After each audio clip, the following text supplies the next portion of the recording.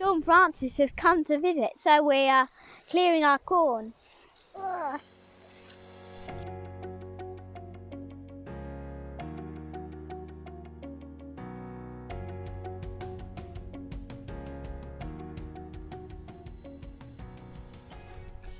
We could be here for some time. We came down because we thought that the wind may have destroyed the sweet corn, but it hasn't. But it was ready anyway, so we're having a harvest. You see the weeds are doing really well.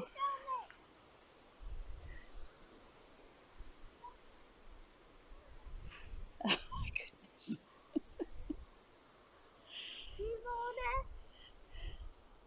So we're just... Okay, darling. Rose, bless us, clearing up. We're just chopping these down as we go, just to make sure that we're getting all of the cobs, and we'll have a count up at home. What a fine harvest we've got. Now we've been in a bit of a race between getting a new freezer for these and harvesting them, and our new freezer isn't arriving until middle of September. So we have a friend who has very kindly offered us some freezer space, and we shall load her up with sweet corn. Unfortunately, her sweet corn hasn't done very well this year. Fortunately, ours has, so we can pay in sweet corn for use. 31 corn. You've picked 31, have you? Well done. There's 2 baby ones over there. We can pick those, put those in there too. 32, So just these to check. I've already picked some beetroot at the bottom of those. I'm going to cook them and dehydrate them for some food colouring. Oh wow, your grapes are nearly ready. So this was a found grapevine, wasn't it? Should we go and check your other grapes? Yeah. Woohoo! How are we doing here?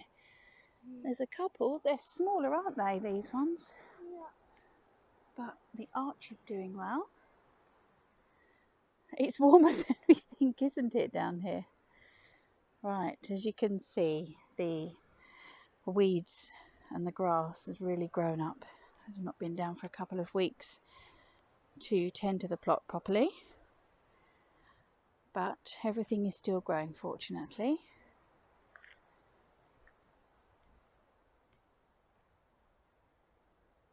Shall we check for peas? They look like they might be going over. Yeah. So peas are in the middle there on the obelisk. These here are French beans, which are just going over, but here we have some amethyst beans, which are giving us a great late crop. And these really attractive, very dark purple beans. They do change colour when you cook them, but if you only give them a very light blanch, then they stay purple. Okay, I have here the last of our French beans. As you can see, they've really gone over. What we're going to do is just cut them off at the base and leave the roots in, because they're really good nitrogen fixers. And this was our biggest bush that was still producing beans okay, but the wind has snapped it off. They're only a dwarf variety, but yeah, so we can clear this bed and get something else in there. Okay, that's that all done and cleared. I think I might put some, maybe some onions in here. I've got some Kelsey ready to go out. I've also got some leeks ready to go out. Let's have a look. I've not given you a plot tour for a while. I've just harvested the last of the beetroot here, and these are turnips, which can come up, but I know I won't have the energy to process with all those sweet corn ready to go. This is our Romanesco. As you can see, something's gotten in there, looks like caterpillars, and is having a good old munch. So I can't see any heads coming What I will do is I will leave these in the ground, and even if the caterpillars eat all of them, I will leave them, and then in the spring I'll have a second crop. And we've got a few lettuce at the back. This bed is pretty much empty apart from that lonely line of spring onions. Strawberries, look at these strawberries. I could probably do a 4th bed of strawberries next year. This one has got loads of couch grass come into it, and this one, the pipe has, well, the stick holding the pipe up has snapped in the wind. 2 or 3 cabbages left. You can see they really need picking. The hearts will be okay. I'll get them picked this week. I've just found a giant courgette, which was turning into a marrow. I've got some courgette recipes I'll be doing fairly soon, so keep an eye out for those. It was hiding in amongst there. And I've got this butternut, is doing well. Still a little bit green at the top. Can you see that? So, excuse my finger. I will leave that just a little. And I've also got another butternut here. Oh, another courgette there. I know, I should get the secateurs.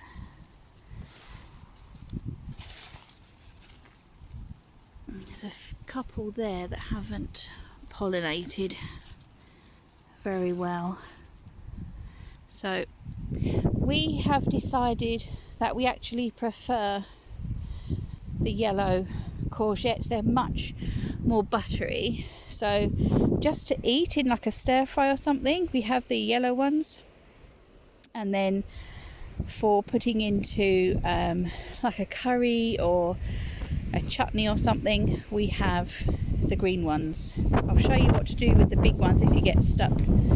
Right, I think it's time to get back to the car, don't you? Yeah. So, do you think you can manage all of those sweet corn? Yes, I do. Go on then, go and see if you can pick them up. Our beetroot's doing well. Picked a few of those today. They felt like stones. What did? The corn. Oh, the corn fell like stones, did it? Go on then, let's see if you can pick up that huge basket. Where are my strawberries? They're in a container, darling. She's wondering where her strawberries are.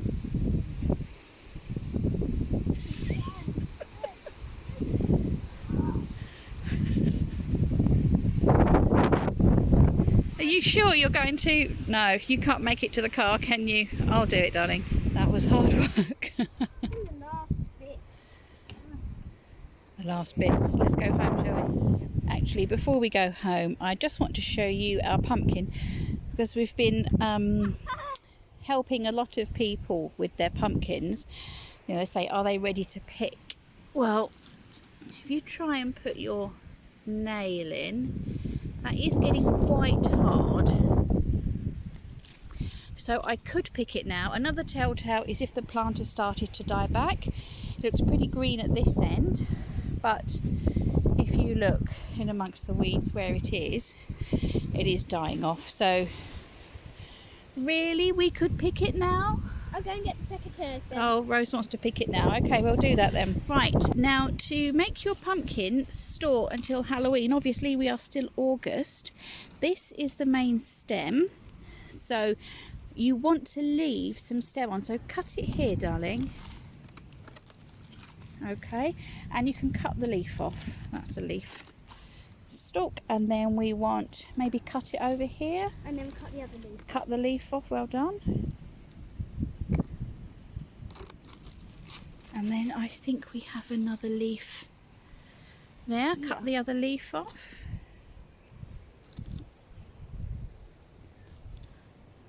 And there we have our pumpkin. There we have our pumpkin. So we shall put this in the cart. Don't pick them up by the stalk. You want to pick them up from underneath. Do you want to pick it up? Go on, Muscles. Ah, Do you need some help? no, I'm fine. Okay, do not drop it. That's our only pumpkin that grew this year. Yeah. I hope you can hear me. The cord on my microphone snapped. Right, we did just pop back to check the tomatoes. And there weren't any. Well, there was one, wasn't there?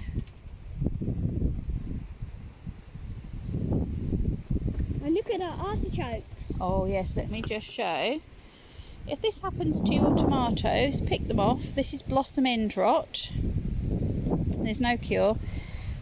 Inconsistent watering and lack of calcium is what causes that. But look. Look, these. Oh look, there's one, two. There's three. What a thing of No, beauty.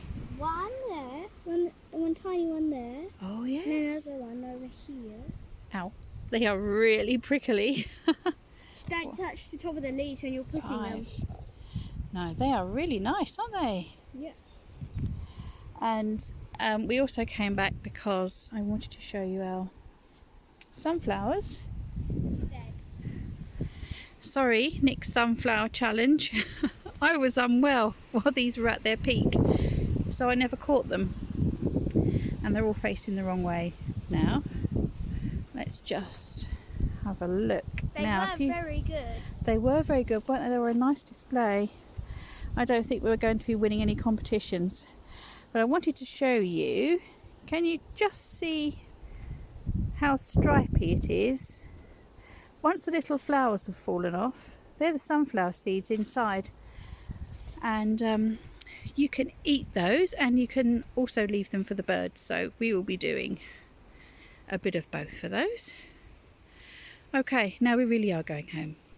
So here we are back at home, and these two small squashes here, these are what we harvested a week or so ago. These are the chestnut squash. The stalk actually on this one feels a little bit soft, so I won't be trying to store these for you know, the year or 6 months or whatever. This is our first time growing these. They look like they're going to be really tasty. So the reason they're on their side like this is because I'm curing them. I'll just move them out the way. And this is our beautiful pumpkin we harvested today.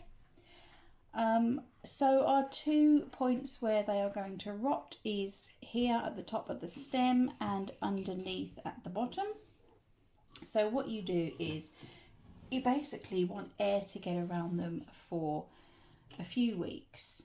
So we just keep turning them basically anytime you're sort of in the kitchen and you remember. And it just makes sure that air gets to the bottom and this can toughen up. Pumpkins, I mean this one will be used at Halloween, so that will be that. We do tend to keep them. I mean, they can last us until late spring. We haven't grown much this year. You know, we've got 2 of the red chestnut, 1 pumpkin, and we've got a couple of butternut squashes. That won't last us long at all. But we may go to a pick your own pumpkin and go mad like usual as well, because we do love our squashes.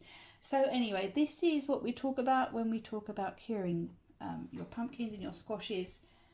If they've got a tough skin like this, it's a winter squash. That means you can cure them and store them.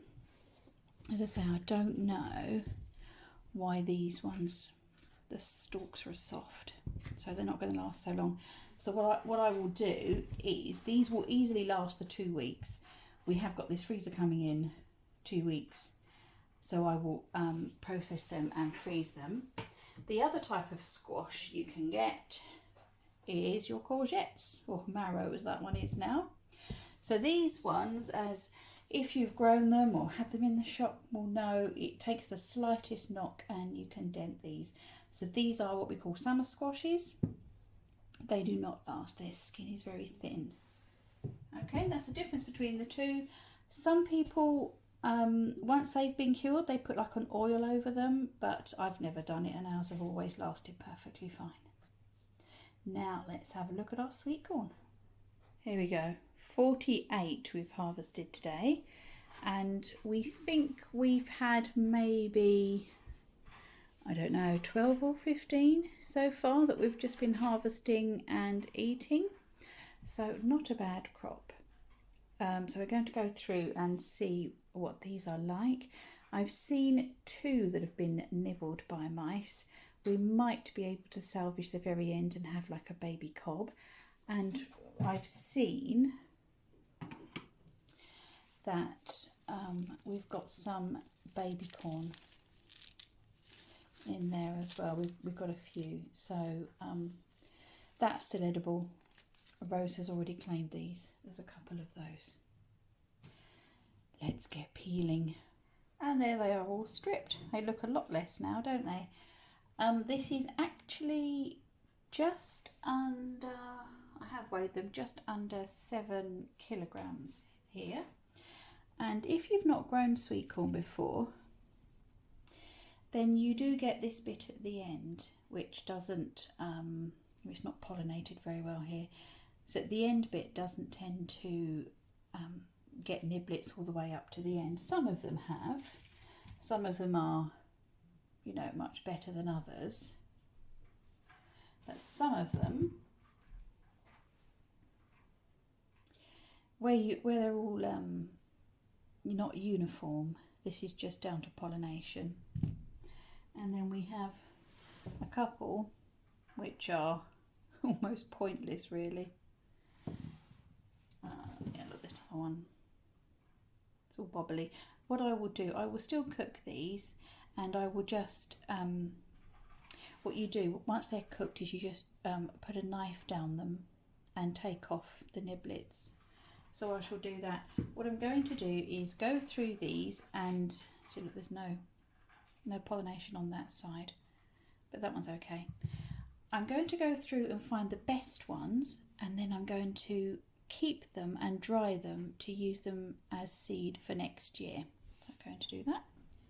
Okay, I've gone through and I found this one. The niblets have grown almost up to the very top on that, and the corn is pretty much uniform, and the same on this one.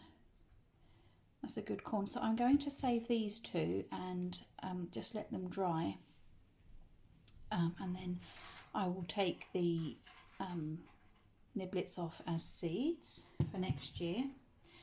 Now the rest of them, and they have a stalk, you just break the stalk off.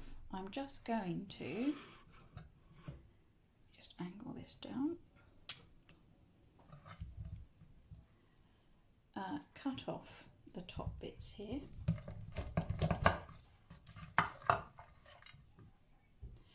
and the bottom stalk bit just very close to the edge. I want to save as much sweet corn as I can, and you can see that looks very close to what you get in the shops. That's 4 done, and 44 more to go. Okay, those are all done. I've chopped the ends off. I actually found another really good one with corn right to the end to save. So I've got those there, and I've got 4 there for my friend Maz, who has very kindly offered to freeze some for us. What I'm going to do is the ones that are good like this, I will keep whole. The ones that are half pollinated, that one's okay. I mean, this one looks okay there, then it starts to go a bit crazy around the side. So these ones I will strip and just have the corn in niblets. Somebody did suggest, that's not a good one, somebody did suggest dehydrating them. I've not done that before. There's only a couple on that one. I've not done that before, so that will be an interesting experiment. I did want sweet corn to last us a good while. It's not going to last as long as I had hoped. Now the noise you can probably hear is, look, my giant pot. I've got this for water bathing. I think you could cook a baby in this. You can probably cook a toddler in it.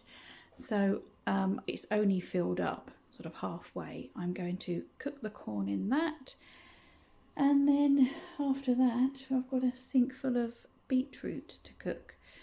We're having fish and chips tonight. There's no way I'm cooking.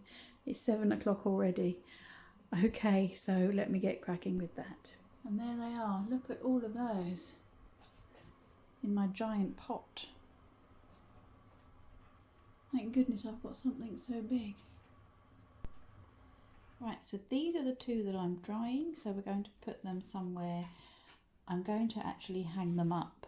Normally I would have left the leaves on, but I'm not really sure what to do now. I tie a bit of string around them and just hang them up. Normally I just, you leave the leaves on and then just gather them together and hang them up that way. So they will be dried for our seeds for next year.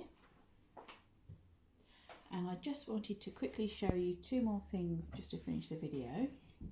These are our courgettes, which I have dried. We can add them to anything. We tend to eat a lot of food with sauce, you know, like curries and chilies and stuff. So you can just grab a handful and pop those in there, and they'll rehydrate in the sauce. So that's a good way of storing your excess courgettes. You can have them all year round. And the last thing I did was I dried some beetroot, and I've got this handy gadget, and it's a coffee grinder, but it also does herbs and spices and things. And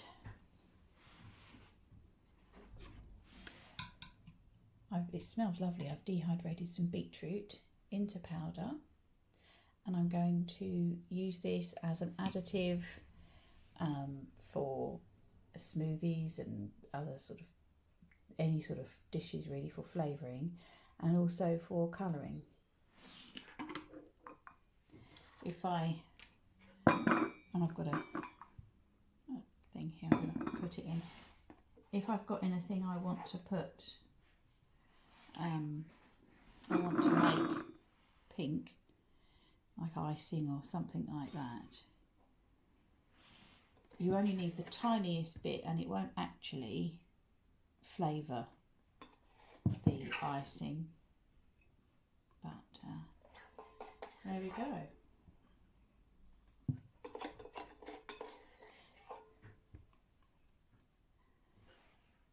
So I'll finish putting that in there, and that's all from me today. So thanks for joining us.